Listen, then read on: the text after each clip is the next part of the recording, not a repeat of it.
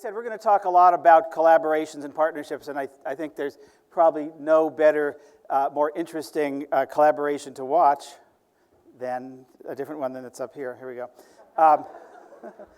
That's another one, but we'll get to that. Then what's going on at the Sustainability Consortium. So to take a look at what's happening under the hood, please welcome the CEO of the Sustainability Consortium, Kara Hurst.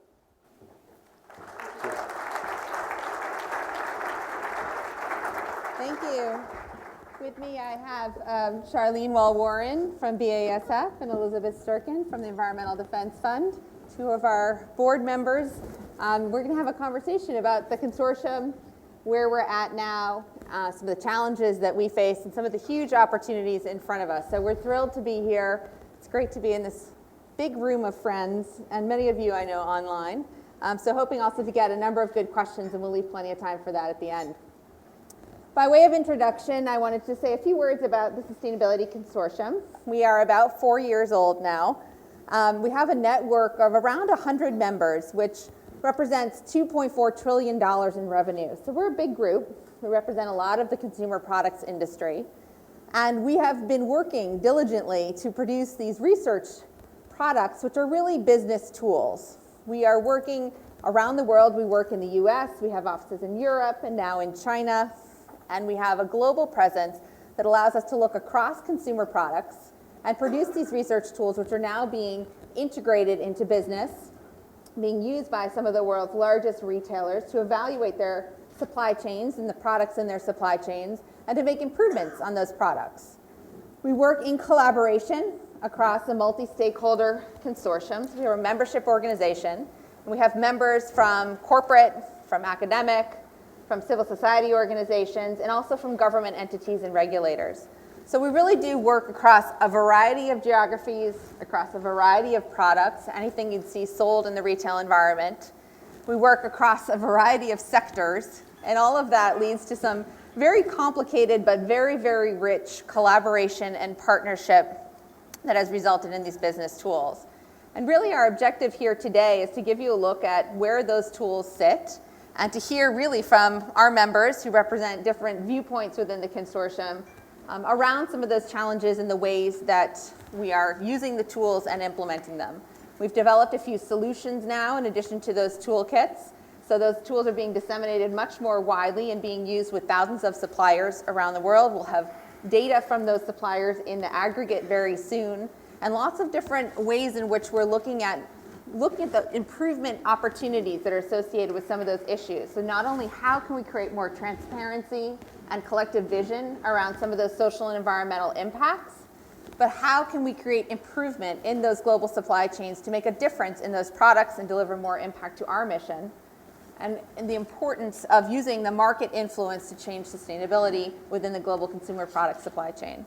So I would go back to just a couple of things in my sort of opening. One is that we saw in the State of Green Business report that we're plateauing on progress. And I think having been in the sustainability field for 15 plus years myself, it's a really interesting point in time. We have captured some of that low-hanging fruit. We have looked at that and said, what are the existing opportunities? And I think it's time for that kind of disruptive innovation to now happen. And at the consortium, we're very interested in creating that disruptive innovation through the tools that we have, through creating it through the innovation projects that we've created, and the system that we're offering out there more widely to the world. So it's a disruptive innovation intended to disrupt that kind of plateau and create a catalyst for much more progress to come. We also heard earlier from President Crow that we criticize by what we create. And I thought that was a really inspirational thought, because for us, we really see a need for science-based information to inform some of these sustainability discussions. So we criticize by what we create, by creating this science-based tool and putting out there that tool to be used more widely in business. So with that, I'll ask Charlene and Elizabeth to say a little bit more about themselves and their organizations, and we'll jump into some questions. Sure. So I'm the Director of Sustainability for BASF in North America. For those of you who remember audio cassettes, that's not us anymore, okay? We actually are the world's leading chemical company. We have about 110,000 people worldwide and 16,000 in North America. And today, really, Where we focus on sustainability is from a strategic perspective. We actually have a company purpose. We create chemistry for a sustainable future. And that includes things like technologies for the batteries in the electric vehicles, more efficient homes, et cetera. So I've also been working in the sustainability space for over 10 years. I've been working in industry for over 20 years. And in 2009, when we first learned about the Sustainability Consortium and its mission to really utilize science to drive sustainability through consumer goods value chains, we thought that fit very well not only with our company purpose to create chemistry for a sustainable future, but also with our background of over 15 years in sustainability measurement. So we said we want to play, we want to come to the table with everybody else and see how we can look at all these different products and see where there are opportunities for us to work together on sustainability. So we were the first chemical company there, and we're still very happy to be part of the initiative. Hi, everybody. I'm Elizabeth Sturcken. I'm Managing Director for Corporate Partnerships at Environmental Defense Fund. I've been at EDF for 17 years, and I lead our supply chain team, and we're working with Walmart on sustainable supply chains and healthier products. Our focus is on health, sustainability, and impact. Well, EDF, as you probably know, this audience probably knows, is a leading national nonprofit that works with companies and has a track record of doing so for 25 years, back with our original partnership with McDonald's years ago when NGOs didn't work with business. We have been involved with TSC from the very beginning. We organized NGOs around TSC at a time when NGOs didn't have a way of getting involved with TSC. That's really changed now, but we were able to bring up some concerns to TSC and actually focus on solutions. EDF has been deeply involved at the working group level of TSC, and that's where all this work happens. And I'm going to do a shout out to my colleague Alicia Staggs, who leads our team there.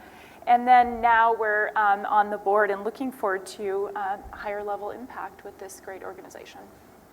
Great. So I'm going to jump right in since we have limited time on the questions. Yeah. The first of which, for me, is we've been around for 4 years, so we're no longer in our infancy. I guess we're in our toddlerhood. And wondering whether, as members, you think that we are where you thought we would be. Has the organization shifted along the way? Has it changed? Is it surprising to you? Well, in a lot of ways, I think TSC is actually beyond where I thought it would be at this point, frankly.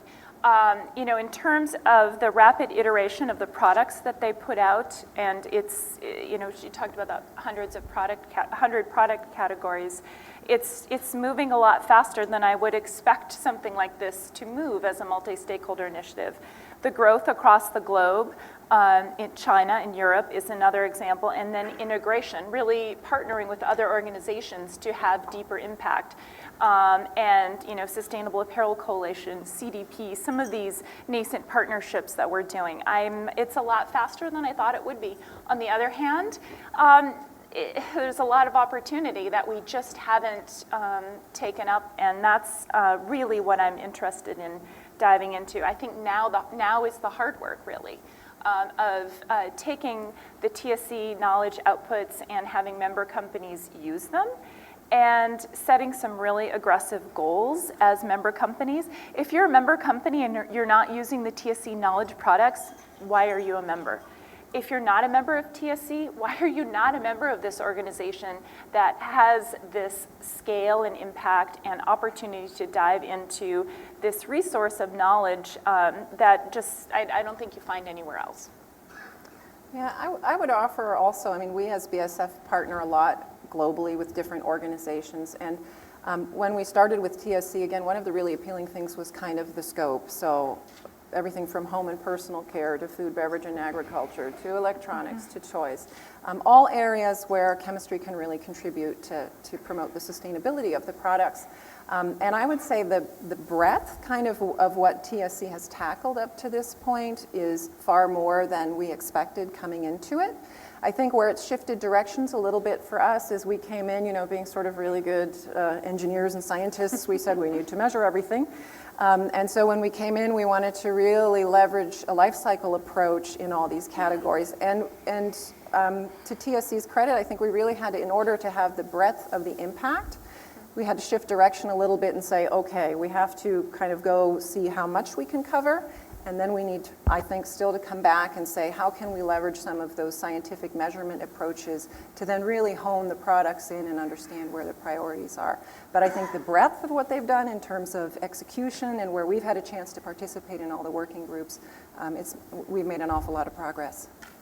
Yeah, so there's a couple of points that you brought up I want to touch on there. And for those of you, I don't want to play inside baseball here and have terminology that is not familiar. So the product categories that we work on are things like milk, beef, laptops, plastic toys. They're agricultural commodities. They're products that you'd see, again, in a retail environment.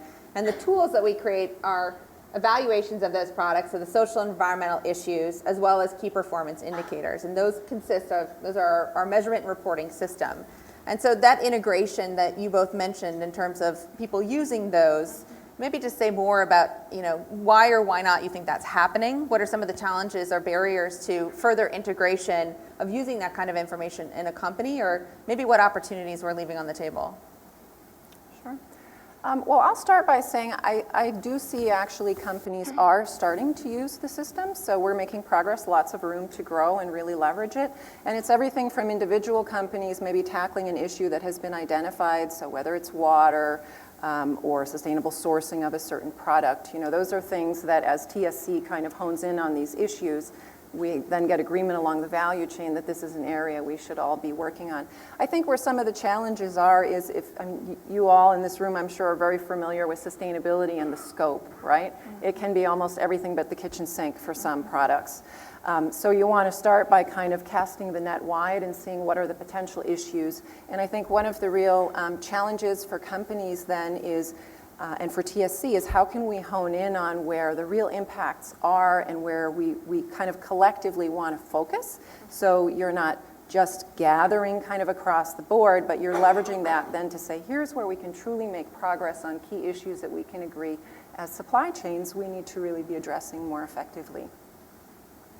Well, in terms of use of the TSC work, I think certainly Walmart is the best example, and we know because EDF is partnered with Walmart, and I have a team that is there on the ground in Bentonville doing this work. Walmart has taken the TSC information that Kara explained and created a questionnaire to send out to its suppliers, gotten answers back, and created a scorecard for different product categories, identifying where the big hotspots and opportunities for improvement are. Then the buyers, when they meet with the suppliers, they use that information to try and target improvement opportunities on sustainability, both environmental and social opportunities. So Walmart has now done that across 270 different categories. It's millions of products, it's billions in sales. It's 1,000 plus suppliers who've responded and are taking part in this. So, it's happening. This TSC is making a huge difference with that one example alone. I'll dive a little deeper in one particular example, which is fertilizer use. TSC data on environmental hotspots pointed to fertilizer as a big greenhouse gas hotspot in Walmart's supply chain. And indeed, we did some further analysis with Deloitte that identified fertilizer as the biggest greenhouse gas hotspot in all of Walmart product categories. And the reason for that is Walmart is the biggest grocer in the United States, and grocery is over 50% of their sales. And so with that being the biggest opportunity, it was a great pairing with EDF work that had been done for years on the ground on fertilizer optimization. So we've been working with farmers to optimize fertilizer use. Well, clearly that saves farmers money if they're not having to put as much fertilizer on their fields. It's their biggest cost input, and it certainly creates greenhouse gas and water pollution savings. So Walmart is working with supplier partners, some leading supplier partners, to create fertilizer optimization plans. And that work is starting to roll out and happen. It's the best example, I think, in terms of a tangible use of TSC knowledge to drive some very real opportunity way up Walmart's supply chain and on the ground. Great. I want to touch a little bit on the collaboration. You both sort of represent different parts of the consortium from a corporate perspective, and Charlene is our corporate lead director, to our civil society organizations. And those have had different roles to play in the consortium. We're a big group. We have very diverse perspectives, definitely tremendous amount of disagreement sometimes on some of the issues that come up. And so how has that been in terms of working within an academic environment? We work within universities, ASU certainly being a very key partner to us, University of Arkansas, Nanjing University in China, and Wageningen in the Netherlands. So we have all of these academics in the mix, plus civil society organizations, plus the corporations, which can make for a really interesting conversation. It can also create a lot of tension around pace. It can create a lot of tension around perspectives. And so how has that been in terms of working within that multi-stakeholder collaboration? Well, it's hard to get all those entities together and make progress. I mean, that is our real challenge. And I think that this is why I'm surprised at the rapid iteration that TSC has been able to do in its work, and that's impressive. And I'm also, I'm heartened to see that some of the very real and very hard criticism that NGOs have pointed out about TSC is being taken to heart, and they're incorporating that input and trying to make those changes. A number of leading NGOs are involved with TSC, in addition to EDF, the Nature Conservancy, World Wildlife Fund, on the social side, CARE, Oxfam, other organizations, WRI, many different NGOs, and increasingly international NGOs. But we need more NGOs involved in this, and it's a great opportunity to influence and improve products that are, the Walmart example is just one of them. But I will say that I think that the NGOs have a unique opportunity, and companies have this unique opportunity with this network, this unique network that TSC represents. And that is what I find most hopeful. The work is really challenging, and it's really, really hard. But increasingly we need a systems approach, and this is the only way to attack the big problems we're facing now. Yeah, and from our side, I mean, so many companies have initiatives they're doing on their own. And we've worked in our different consumer goods value chains with partners along the value chain to try and understand what are the important hotspots along those value chains for a number of years, because we're sitting kind of at the very front. So it's interesting you're mentioning Walmart, so here's BASF and here are all these other steps before the other end of the value chain. But I think where the real opportunity is, so we definitely have had challenging discussions, but I think where the real opportunity is to bring those different stakeholders together in that kind of a forum, where if you can come to agreement in terms of how you can approach a certain issue and then collectively make progress on it, the end result is far more than the work that might be done individually. Not that that work isn't important. Every company should really be working to find the best partners. But within the TSC, you just have the scope and the breadth along the value chain and the representation. And for us, and we've been also very strong advocates of best practice sharing. We've had programs in China where we work with suppliers there and business partners to educate other business partners about sustainability.